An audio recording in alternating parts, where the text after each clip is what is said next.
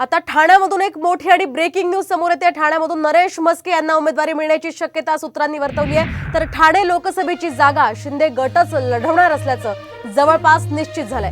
दरम्यान ठाण्याची जागा स्वतःकडे राखण्यात एकनाथ शिंदे हे यशस्वी झालेत। त्यामध्ये आता नरेश म्हस्केंच्या नावावर शिक्कामोर्तब झालंय अशी माहिती सूत्रांकडून साम टीव्हीला कळते। आताची ही महत्त्वाची आणि मोठी अपडेट आपण ठाण्यामधून पाहतोय। खरं तर मीनाक्षी शिंदे यांचं नाव सकाळपासूनच चर्चेत होतं। आता मात्र नरेश म्हस्के यांना उमेदवारी देण्यात येणार असल्याचं सूत्रांकडून कळतंय। त्यामुळे आता ठाण्यामधून नरेश म्हस्के हे लोकसभेचे उमेदवार असतील अशी माहिती सध्या समोर येते। या संदर्भात आपण अधिक माहिती जाणून घेऊयात आमचे प्रतिनिधी सूरज मसूरकर यांच्याकडून। सूरज, काय अधिकचे अपडेट्स?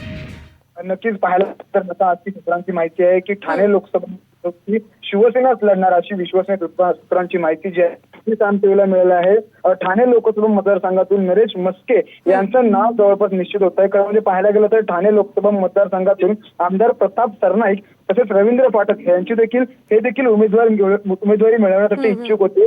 मात्र असं असताना आज अचानक नरेश म्हस्के यांचं नाव चर्चेमध्ये आलेलं आहे आणि उद्यापर्यंत यादी जी आहे शिवसेनेची ती निघू शकते आणि त्यामध्ये नरेश म्हस्के यांचं नाव येण्याची शक्यता जी आहे ती सूत्रांनी साम टीव्हीला दिलेली आहे। नक्कीच धन्यवाद सूरज, दिलेल्या या सविस्तर माहितीसाठी।